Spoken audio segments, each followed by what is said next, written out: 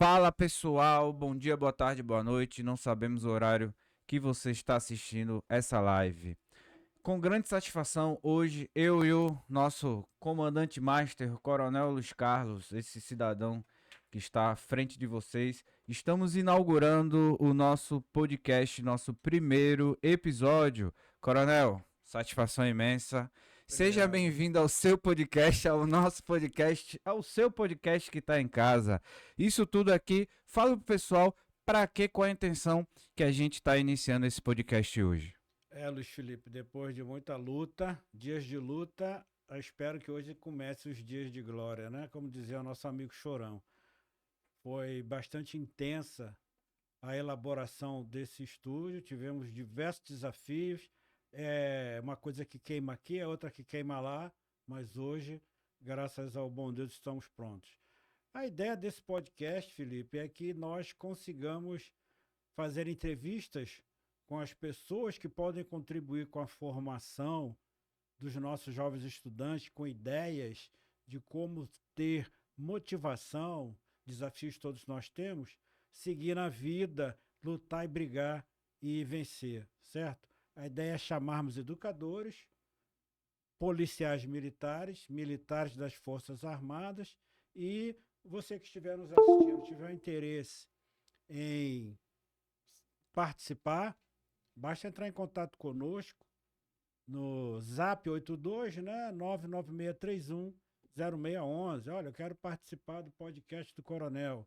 E aí a gente vai bater um papo, você vai ser meu convidado, a gente vai conversar e vamos seguir em frente, preparando os jovens alagoanos, né, Felipe, Legal. para um futuro melhor e que eles consigam obter um sucesso na aprovação dos concursos. Certo, Coronel, excelente. Você que está em casa, está assistindo a gente, você percebe que tudo aqui a gente está preparando voltado para você e levar toda a informação necessária para que você entenda, para que você saiba o caminho que a gente pode te auxiliar aí para você seguir. A gente tem aqui, Coronel, uma pauta, certo? Para a gente estar abordando, para a gente estar conversando. E a gente, antes de entrar nessa pauta, eu queria quebrar um pouco o protocolo e fazer o seguinte: já vou te colocar na berlinda. Presta atenção. Aqui a pauta de hoje é a carreira, pessoal. Hoje a pauta é a carreira do Coronel Luiz Carlos, uma carreira brilhante. A gente não consegue, eu acho que não tem como mensurar essa carreira em alguns episódios, ou seja, a gente vai estar falando dessa carreira ao longo de bastante episódios, tá? E aí, antes de a gente iniciar aqui com a carreira do Coronel, eu queria falar um pouco sobre antes da carreira do Coronel. E a primeira pergunta que vem é: antes do militar, antes do aluno da Epicar, quem era o Luiz Carlos de Oliveira, lá de Realengo do Rio de Janeiro? Boa pergunta. Ainda bem que não foi combinado, né? Luiz Carlos de Oliveira, lá de Realengo, no Rio de Janeiro, era filho de pais analfabetos, vinha de uma família muito, muito humilde, onde as dificuldades eram imensas, né? Inclusive em termos de subsistência. Mas eu tinha comigo, na minha mente, eu sempre tive isso, que a cegonha me entregou na casa errada. Eu achava que eu não pertencia àquilo ali. E eu buscava sempre estudar mais. Tudo isso baseado na minha mãe, né? Que apesar de ter dificuldade nos estudos, ela tinha em mente que os filhos dela iam estudar. E ela investia do jeito dela, era lavadeira, né? Do jeito dela, não tinha nem máquina de lavar, era na mão mesmo. Ela conseguiu pagar nossos estudos para que a gente seguisse em frente, eu e meu irmão. E em algum momento houve aí um estalo na minha vida em que eu decidi, não, eu vou estudar até ser aprovado. Então era de 6 da manhã à meia-noite, todo dia, domingo a domingo. Porque qual era a minha motivação? Eu queria, era a minha vontade em querer ser da Força Aérea Brasileira. Deixa eu corrigir, querer ser do Exército, mas não conta para ninguém não. Eu queria ter sido paraquedista militar. Ah, legal, bacana. Uma história linda. A gente observa hoje que essa juventude, a gente tem diversas dificuldades, né? Para poder o aluno conseguir atingir os objetivos, as metas dele, os objetivos. E assim, o que que o senhor poderia dizer naquela época? Poderia apontar uma principal dificuldade, uma dificuldade master, uma dificuldade que você fala, poxa, essa dificuldade eu tinha, mas eu superei e hoje eu tô aqui. Por quê? Talvez tenha um jovem, alguém passando pela mesma dificuldade. E para que é importante o senhor comentar sobre isso? Para que ele se enxergue em você e veja, poxa, eu estou passando por isso, o coronel passou por isso. Então isso é uma etapa, é um obstáculo necessário para eu atingir uma das minhas metas. Um grande desafio, grande dificuldade que eu tinha naquela época, eu não tinha livros, não tinha apostilas, eu não tinha nada, só a força de vontade. E meu amigo Robson, Coronel Robson do Exército Brasileiro, Um meu abraço, vizinho, Robson. abraço Robson, ele me emprestava uma apostila, um livro, ele dizia, ele fazia cursinho, e ele dizia, eu ia na casa dele, Robson, o que você estudou hoje? Estudei polinômios. Eu, que é isso? Eu não sabia nem para que lado ir, né? Mas eu ia correr atrás. Eu não me sentia satisfeito em não saber o que era polinômios. Eu ia estudar, correr. Ele me prestava os livros, as apostilas, e assim foi. Tanto que ele passou SpaceX, EPICAR, Escola Naval, Cefet, várias aprovações. E eu fui meio que na aba, meio no tranco.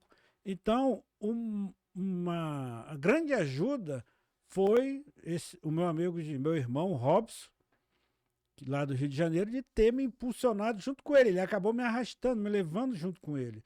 Por isso que eu digo que estudar em equipe, estudar em grupo, um ajuda o outro. Você pode ser bom em português, eu posso ser bom em matemática. Então, somando forças, todo mundo consegue progredir, né? Aquela velha frase que juntos somos mais fortes. E é verdade.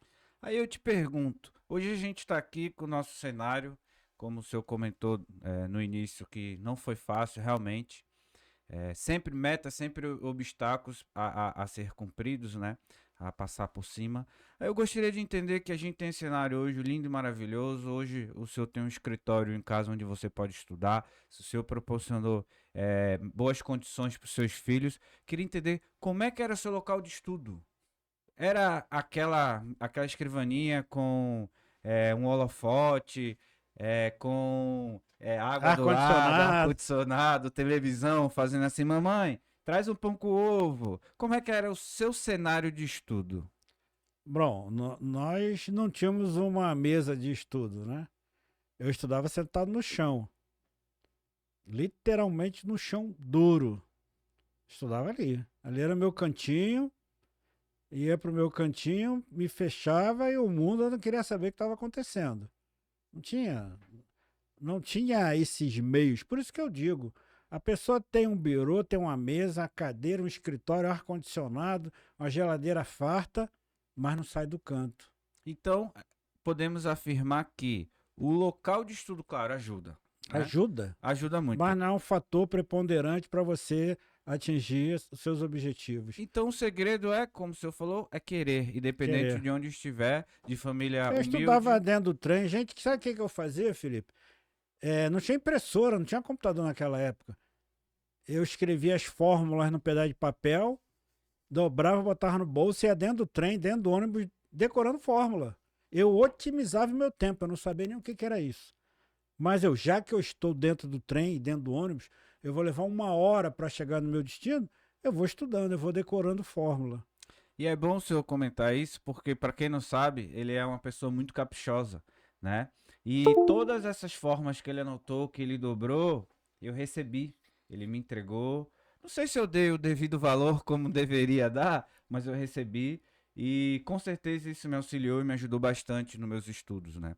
E também tem algo que o senhor de vez em quando comenta, que é a questão das provas. Hoje eu acesso lá o site do Exército, o site da Marinha da Aeronáutica ou alguns outros sites similares e eu tenho acesso às provas da forma que eu quiser, PDF, Word. Eu consigo ter essas provas de forma fácil. Antigamente era do mesmo jeito, eu pegava um pendrive, dava lá pro meu amigo passar a prova, ou eu tinha que descobrir quem era esse amigo. Como é que era essa situação das provas, A coronel? gente sabia, né, no submundo do crime, quem é que tinha uma prova, que o cara roubou, saiu antes, botou, disse que ia no banheiro, botou dentro da calça e saiu e tinha a prova. A gente não tinha essa facilidade hoje. Todas as provas na internet para download, para ser impressa, não tinha, certo? O edital era mais ou menos assim, ensino fundamental, de água a uísque. Não tinha edital. O edital ele começou a ser configurado a partir da Constituição de 88 para os concursos públicos. Antigamente era assim, ó, concurso é baseado, tinha prova para a AMAN naquela época, é baseado em matemática, português, história, geografia, física, química e inglês, baseado em ensino médio, certo? Então, não tinha muita informação, como se tem hoje, você tem tudo na palma da sua mão, né? Entendi. E aí basta querer, basta querer. Entendi. Então, a partir de 88 que Começou a surgir começou a edital, melhorar um pouquinho, né? melhorou um pouquinho, E mas ao mesmo tempo as pessoas se acomodaram. Então, momentos difíceis tornam as pessoas fortes. Momentos fáceis tornam as pessoas frágeis. É o que nós estamos vivendo hoje. Século exatamente. XXI. Pessoas extremamente frágeis. Exatamente. Aí o senhor falou de 88, para quem não sabe ainda, não conhece, a turma do senhor é de que ano? Eu entrei na Escola Preparatória de Cadete do Ar em 1981. A minha turma é de 81. Mas cabe ressaltar que eu comecei a prestar concurso com 13 anos de idade. Não sabia nem botar meu nome na prova. Mas a minha mãe, com sábia inteligência, ela dizia: vai lá, faça a prova para você ver como é que é. Legal. A gente já começou a comentar um pouco aqui sobre a pauta, todo planejado. Quebrei um pouco o protocolo, mas o senhor sempre vem falando da sua família, da sua mãe, né? Que foi uma pessoa perseverante nisso daí. E mais uma vez eu vou quebrar, mas eu vou quebrar de uma forma que me permite, tá?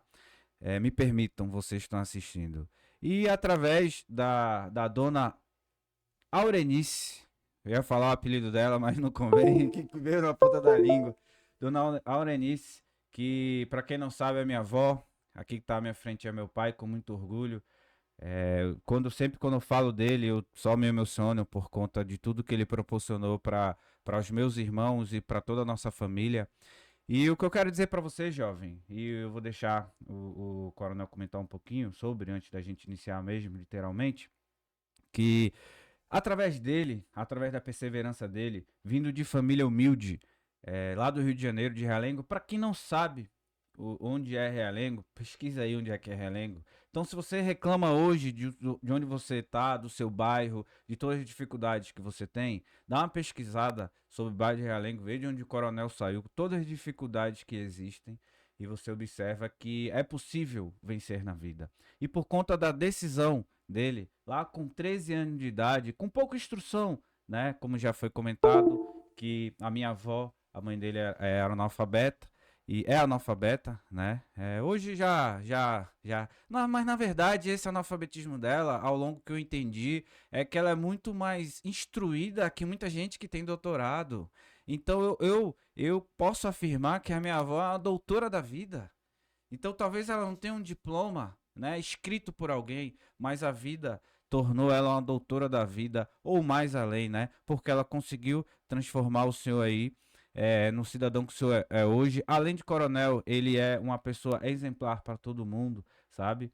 E aí eu queria para a gente realmente entrar aqui, tô enrolando, mas vou entrar, tá? Vou falar para você o seguinte: através de você, através da sua perseverança, da sua família, você pode entender, você pode ser aquele pilar que mudar toda a estrutura de uma família. Então, essa pessoa que está aqui na sua frente, que você está vendo, o Coronel Luiz Carlos, antes do coronel tem o cidadão, tem o pai, tem o professor, tem o marido, tem daqui a pouco um avô, Luiz Carlos. Ele decidiu estudar e mudar a vida dele, mas muito mais ele pensava na família. E essa pessoa que está aqui na frente, ele realmente mudou toda a estrutura da família. Pai, não vou falar aqui como o hoster, vou falar como filho. Pai, muito obrigado por tudo que o senhor fez pela nossa família. Muito obrigado por todo esse esforço que o senhor vem fazendo até hoje que o senhor vem fazendo até hoje.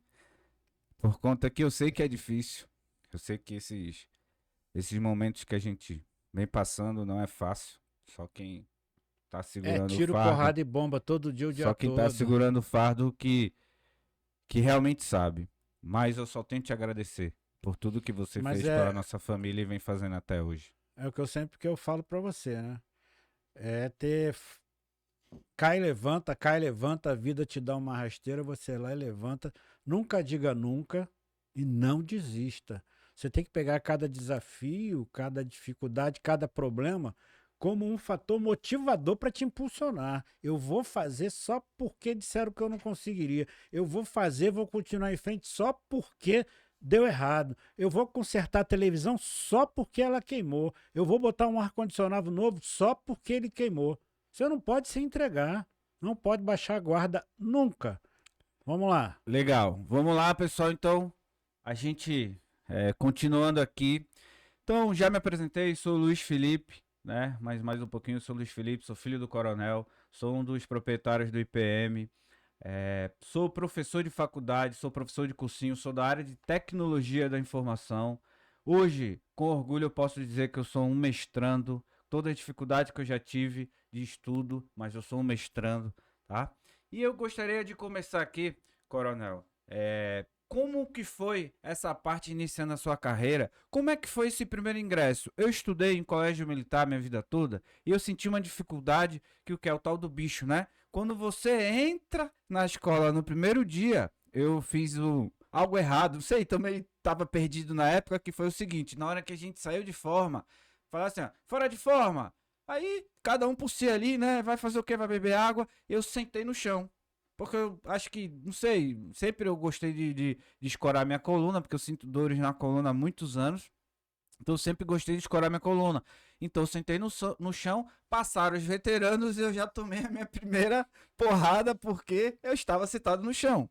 Certo? E aí eu gostaria de entender, nosso público aqui, todo mundo está assistindo em casa, gostaria de entender, que eu acho que é uma dúvida geral. Tá, fiz a prova, passei no concurso, vamos falar da EPICAR, que foi o concurso que o senhor passou de início, passei nesse concurso, comecei, entrei. E agora? O que esperar? Tem alguma regra? Eu consigo pegar um papel, poxa, vou ler aqui, vou chegar, vou entrar pela porta da frente, depois eu vou fazer isso. Existe uma cartilha para isso? Eu consigo me preparar antes para poder entrar safo ou não? Ou realmente, lá você aprende, você leva porrada? Como é que é esse ingresso, essa primeira É. semana, vamos dizer assim? O interessante é que eu ingressei na Escola Preparatória de Cadetes do Ar em 8 de fevereiro de 1981, faz tempo, né? E que lá todo mundo é tratado igual. O filho do rico, o filho do pobre, o descendente de negro, pardo, mameluco, índios, asiático, não interessa. Todos são tratados iguais. E nada te prepara para aquilo, né? Essa parte inicial que a gente chama de semana de adaptação, o exército gosta de chamar de semana zero, você era um civil, um paisano que estava estudando para um concurso. De repente você ingressa numa formação militar.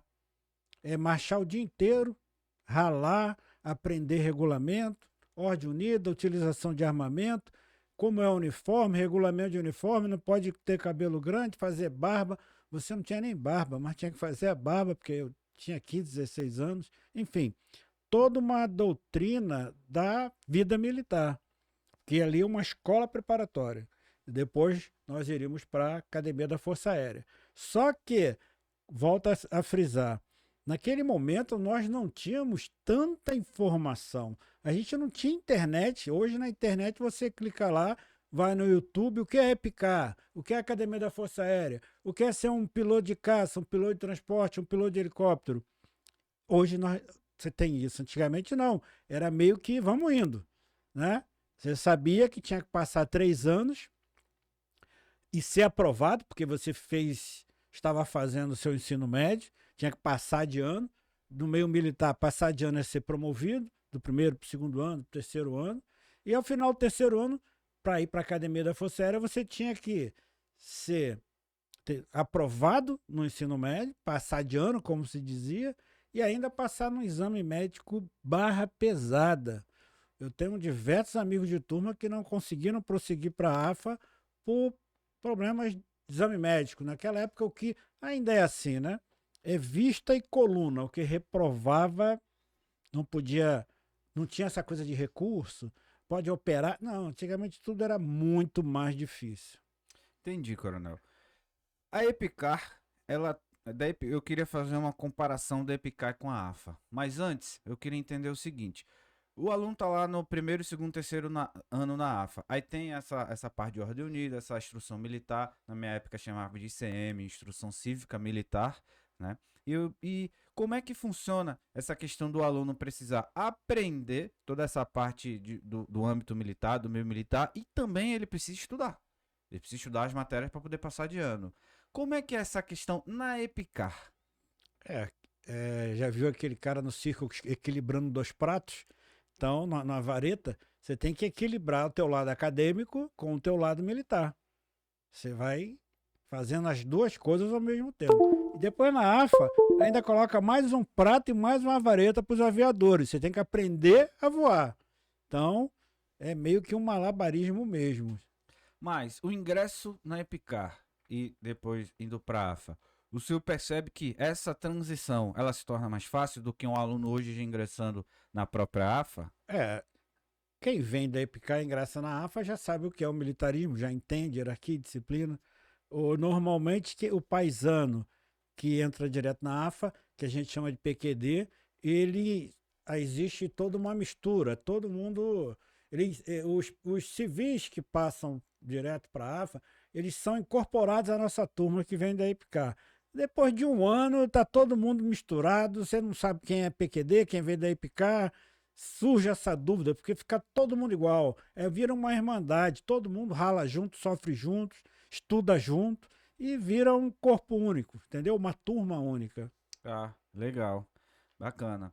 Então, a gente pode perceber que dependente se está na Epicar ou na AFA, vai existir dificuldade, certo? Então, aí tem um... Mas na AFA é muito mais rigoroso, até por conta da idade, a faixa etária da AFA é bem mais elevada, pessoas mais maduras e o sistema é muito mais rigoroso. Não interessa se é para o quadro de aviador, de intendência ou de infantaria.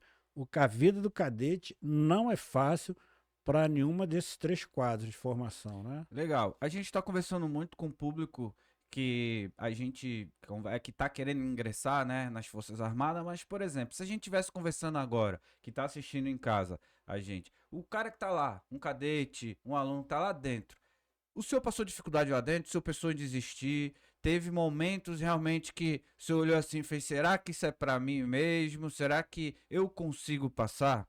Tem essa dificuldade? Você, cadete, que está passando essa dificuldade, será que o coronel, nosso diretor, ele passou por essa dificuldade? O senhor passou? Sim, todos nós. Porque você tem a divisão de ensino, afinal você está fazendo a faculdade na AFA, você tem que concluir, né, tua faculdade, e ainda tem um voo no quadro de oficiais aviadores. Então você tem que ter o equilíbrio entre estudar para matemática, português, física, química, e você tem que estudar para o voo. Praticamente tudo na aviação é decorado lá na AFA. E você não pode errar na teoria. Na prática, claro, você está aprendendo, mas a teoria, quando você sabe tudo decorado, fica muito mais fácil. Eu, graças ao bom Deus, não tive dificuldade na atividade aérea, no voo, mas na divisão de ensino, por quê? Para poder aprender a voar, eu priorizei o voo. Eu queria ser aviador de qualquer jeito. E às vezes tinha, por exemplo, teve um dia que era uma prova de economia e eu estava escalado para voar. Claro que eu me dediquei ao voo, certo? E a prova de economia deu problema depois, né? Mas aí a gente consegue, tem outras, recuperação, segunda época, tem outras coisas, outras oportunidades que você consegue se safar, né? No voo não, no voo você tomou pau, ficou reprovado, tchau.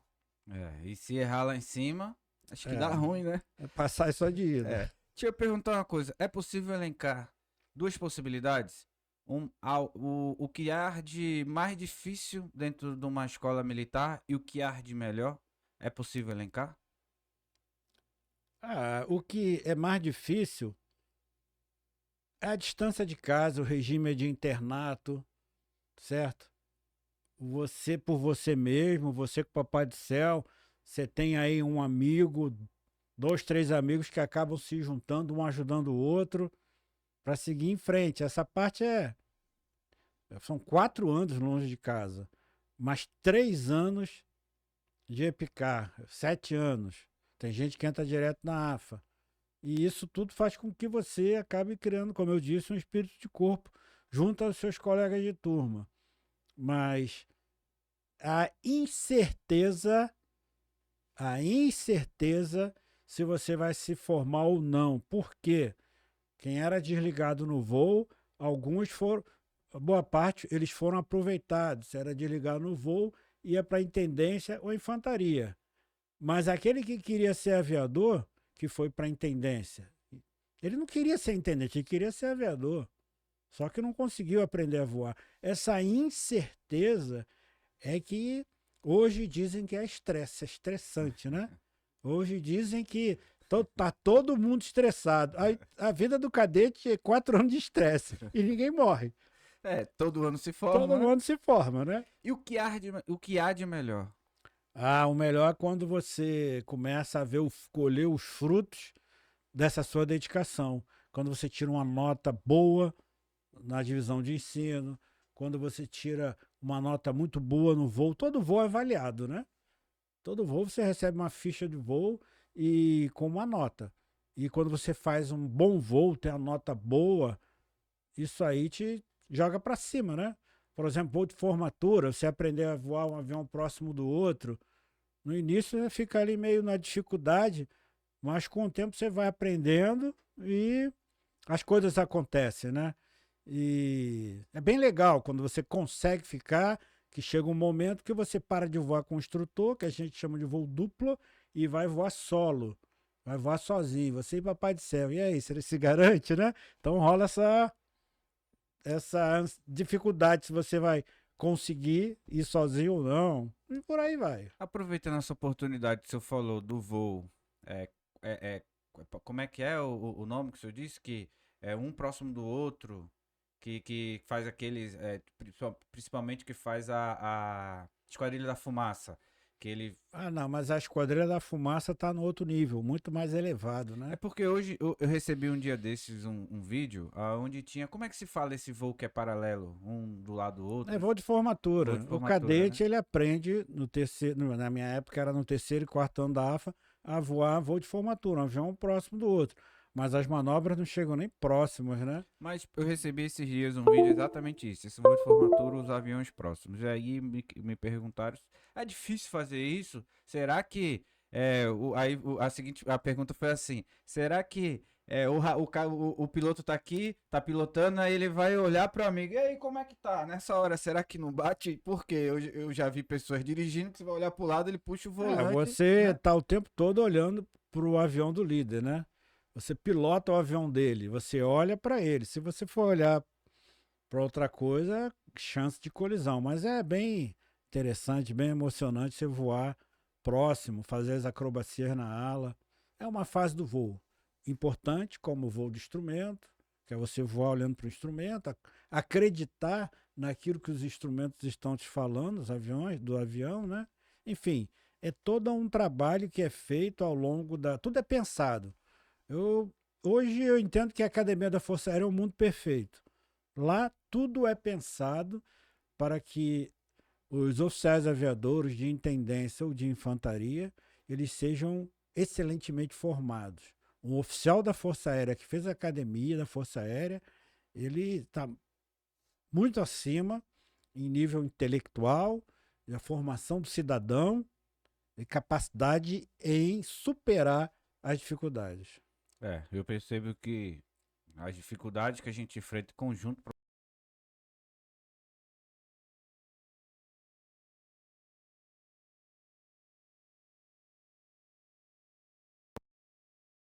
formado na AFA e no ITA, tá? Para você que não sabe, EPICA, AFA e ITA e outros episódios a gente vai falar um pouco mais até da parte acadêmica dele, certo? Mas aí tem uma curiosidade, eu acho que todo jovem que tá em casa, todo mundo que tá assistindo, toda essa plateia aqui que tá assistindo a gente agora, E a bufunfa faz-me rir. É bom, não é? Como é que é essa parte aí que é a parte do corpo humano que dói mais, né, no bolso? Fala pra gente essa bufunfa aí no início ali, na Epicar, na AFA. Dá pra alguma coisa ou não dá? Como é que é esse negócio?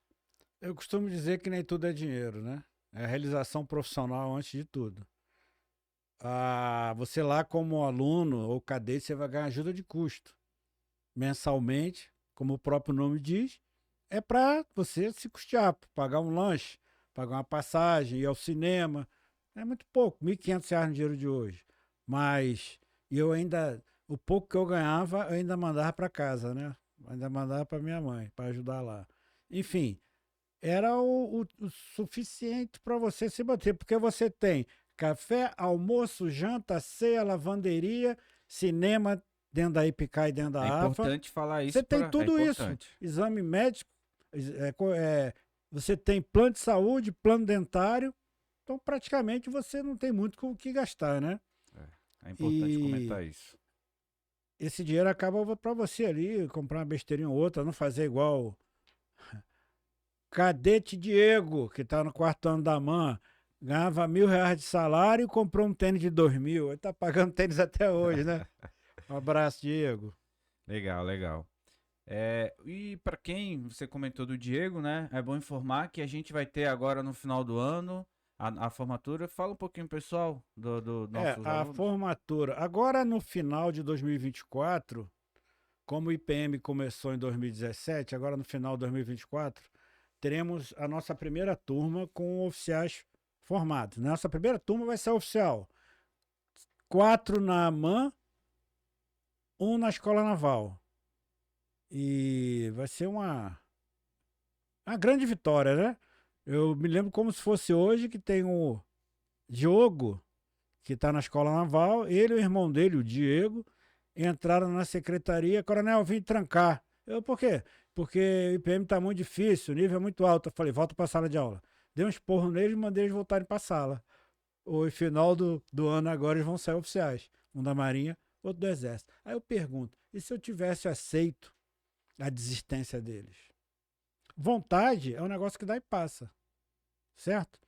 E é importante a gente ter isso conosco, né? Vira e mexe com um aluno, vai lá na secretaria, querendo desistir, querendo trancar. Você conversa com o aluno, eles não têm informação.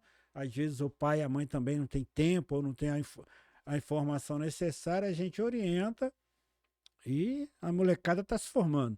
Já temos sargento controlador, sargento de infantaria formado pela ESA, tem bastante, né? O que Sim, mais? Me ajuda? comunicações. Comunicações, enfim. Nós conseguimos aí mudar a vida de vários jovens alagoanos. Porque quando o jovem passa, não é só ele que passa no concurso, é a família inteira.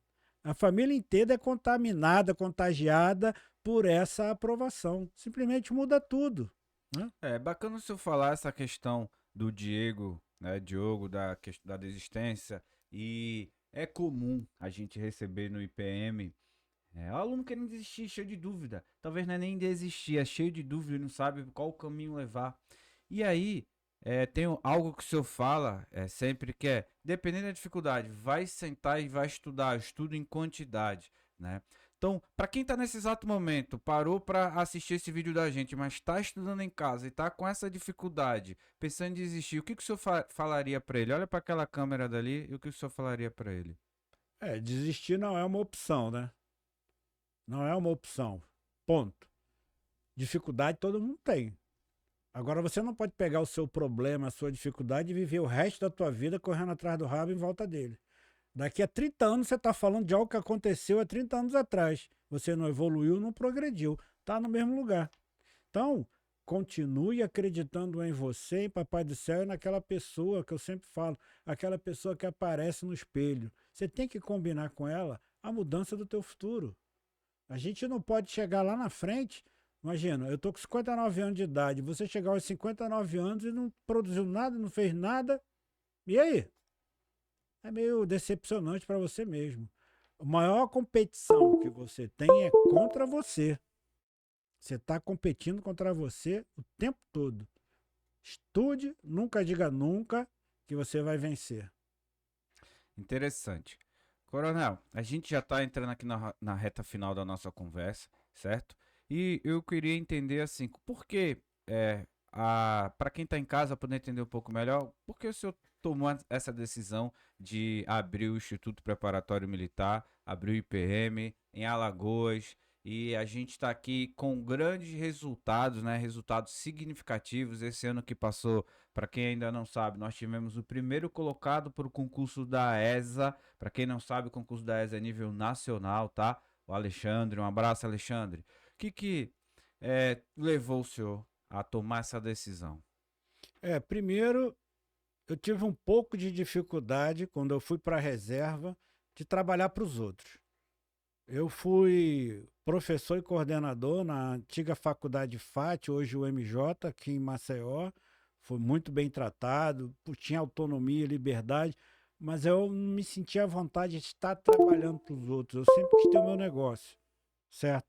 E achei interessante, eu tive um insight, não sei o que foi, Papai do Céu, abre um cursinho. Chamei 2, 3 colegas da faculdade, professores, para nós nos unirmos e abrirmos um curso preparatório. Eles não conseguiram, apenas o Jarpa se associou a mim e aí nós começamos. Causou-me surpresa que logo, sem propaganda, sem marketing, sem nada, primeira turma do IPM, 60 alunos. Parece que a sociedade alagoana estava esperando o cursinho abrir. Por quê? Muitos iam para Recife, para fazer curso preparatório em Recife, né? E eu escutei de alguns pais que, além do curso preparatório, pagar o curso, ainda tinha que alugar uma casa ou um apartamento e custear a vida do filho em outra cidade. Então ficava meio caro. E por eu ter sido professor de faculdade, me identifiquei com essa área da educação, gostei muito da aula. Pô, fui professor do curso de logística, de administração, coordenador do curso de logística, fui coordenador da pós-graduação em logística na UMJ e depois eu fui ser instrutor na Academia de Polícia, da Polícia Militar de Alagoas.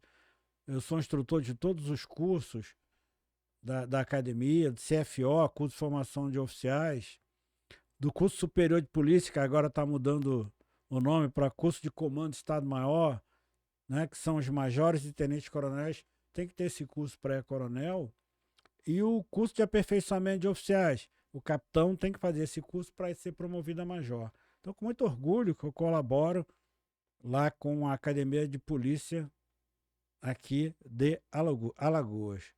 E fui também ser professor na faculdade FAM-FGV. Me chamaram para ser professor também na pós-graduação na antiga UNIT, agora é Unima. E eu vou aqui de público falar uma coisa que a minha digníssima esposa ainda não sabe, né? Eu estou doutorando, né, Felipe? Parabéns. Um mestrando e um doutorando. E a missão é sempre ser melhor. E ele sempre orientou que os filhos dele sejam melhor que ele. Só que desse jeito fica difícil pra caramba. É difícil ser meu filho, né? Tá difícil ser filho dele, mas estamos. Aí, fala dos filhos dele. Eu gostaria de mandar um abraço, um beijo com carinho pro meu irmão Luiz Guilherme de Oliveira e pra Isabela de Oliveira. Ô, Isabela, meu amor, o irmão te ama. Olha só, coronel. Indo pra última pergunta. Calma, a gente vai falar em outros episódios mais da carreira do coronel. Vamos falar do Haiti, vamos falar quando ele serviu internacionalmente, enfim. Aguarda aí um pouco a tua ansiedade, tá? E acompanha a gente. Se não tá seguindo a gente, vai lá, segue a gente, se inscreve no nosso canal, tá? Dá aquele joinha, aquele like lá pra gente, que isso vai fortalecer bastante e a gente vai conseguir entregar, o YouTube, na verdade, vai conseguir entregar esse conteúdo cada vez mais para as pessoas interessadas, tá bom? E aí, pra gente falar só desse início aí da sua carreira, nessa questão, tá, me formei na AFA e agora eu vou começar a exercer minha profissão. Como é que foi, não sei se seria esse termo correto, mas qual foi a tua primeira missão, ou seja, tu começar a trabalhar como tenente aviador Luiz Carlos, onde você serviu, como foi esse inicial e como é que esse cadete que tá, esses alunos da gente estão se formando agora, o que que eles podem esperar nesse início da carreira deles? O meu compadre Jim, né, que é teu padrinho, escolheu onde eu ia servir. Eu não estava lá no dia da escolha das unidades, eu estava doente. E aí, como ele foi para Belém, primeiro esquadrão de transporte aéreo, ele me levou junto. Eu fui, depois do curso em Natal, que a gente faz um estágio, né, curso de tática aérea, eu fui transferido para o primeiro esquadrão de transporte aéreo e lá fiquei por 9 anos. Por que eu fiquei esse tempo todo? Não é porque eu quis, não. É que com 6 anos eu comecei a pedir transferência. Mas como eu já estava lá há muito tempo, todo comandante que chegava queria que eu continuasse para ajudá-lo, né? Enfim. E voei muito na Amazônia, conheço tudo, a Amazônia toda, diversas missões para tribos indígenas, levando equipe da FUNAI, médicos, né, dentistas, para poder ajudar as tribos indígenas. E quem disse que realmente a Amazônia é muito grande, existe o desmatamento, isso aí é notório, ninguém pode negar, mas ela é uma imensidão de rio e floresta. E ali que eu aprendi muita coisa mesmo. Nós fizemos missões pela ONU, missão de observadores militares Equador-Peru, foi em 95, onde a gente tinha uma aeronave Caravan, né? Foi adjudicada para dar apoio nessa missão, onde o comandante era um general do Exército Brasileiro, e a gente ficava ali dando apoio ao general. Na Cordilheira dos Andes, era meio complicado. Por exemplo, a nossa base era Cuenca, a pista lá era 9.000 pés, 8.000 pés de altitude. Então, ar muito rarefeito. A gente operava muito entre Cuenca, Quito, no Equador, Lima, no Peru. Então, diversas outras pistas menores, né, entre o Equador e o Peru.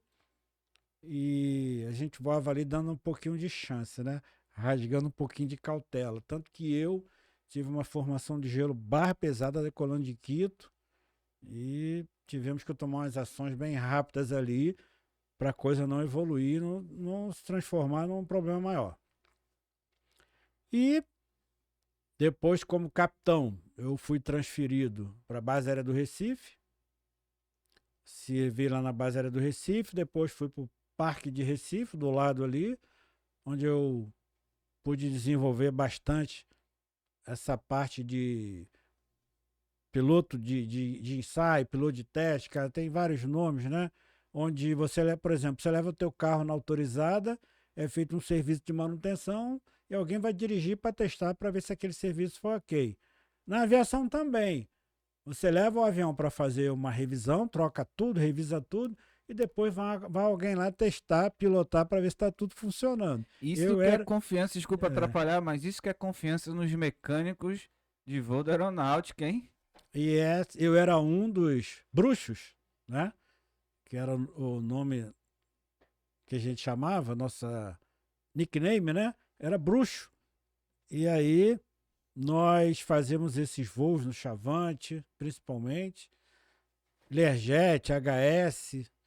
Tínhamos um bandeirante orgânico, que a gente fazia muita missão com bandeirante também. E tinha um regentinho lá. Então, enfim, essa parte como piloto foi bem interessante, porque eu pude voar diversas outras aeronaves, fazendo simulador dos Estados Unidos, simulador na Inglaterra. E qual foi a melhor aeronave que o senhor já pilotou? Para mim, eu achei o Tucano, T-27 Tucano. Eu achei o avião muito tranquilo. Apesar de ter voado no quarto ano da AFA, né? Depois não voa mais? Depois não, mas eu achei bem tranquilo. Legal. E é possível dar um conselho para o cadete que está saindo hoje das escolas preparatórias, das academias? É possível dar um conselho? Tucano? Meu amigo, se tu tá falando de formatura, é aquilo que você já sabe. Dá tirando, tira dando. Aperta a fricção da manete, que se ela ficar força, você vai vassourar muito. Quando você aperta a fricção da manete, a tua amplitude de uso fica bem menor, né? E usa o compensador da pedal ali, compensador do leme, da pedal, porque avião monomotor com a potência do Tucano, a bolinha espirra pra caramba. Depois dessa, hein? Meu amigo, até eu acho que eu vou virar piloto. E certo? eu queria, né, que a gente deixasse para o próximo episódio outras fases, porque é muita coisa e a gente vai fazer Sim, sim. ao longo da jornada. Sim, sim. Estamos encerrando, né? A gente passar os nossos contatos. Qual é o Instagram do senhor? Coronel Luiz, Carlos. E temos o WhatsApp também lá do IPM, 82DDD 996310611. E um 0800, que você não vai pagar nada, né? 0800 066 8686. E o Instagram do IPM, @Instituto Militar. Vai lá, dá uma navegada. É bem interessante. Tá bom? Também segue a gente aí, tá? Se inscreve no nosso canal. Nosso Instagram, como o Coronel falou, vou reforçar. @Instituto Militar. Lá você vai conseguir também ter acesso ao Instagram dele, também o meu Instagram, @FelipePM. Tá bom? E aí, Coronel, a gente tá encerrando esse primeiro episódio. Eu gostaria de agradecer, foi muito bom esse plano piloto, né? E também gostaria de agradecer a 2 patrocinadores nossos, VS Construtora e Metalog. Um abraço para vocês. E para a gente encerrar, o senhor tem mais alguma mensagem a falar? Para a gente encerrar, nessa câmera aqui, produção, não há nada tão ruim que não possa piorar. Um abraço. Quer ser militar? Vem pro IPM. Um abraço, pessoal. Fica com Deus e até o próximo episódio IPM Cast com o Luiz Felipe e Luiz Carlos, essa dupla dinâmica. Fique com Deus. Fui!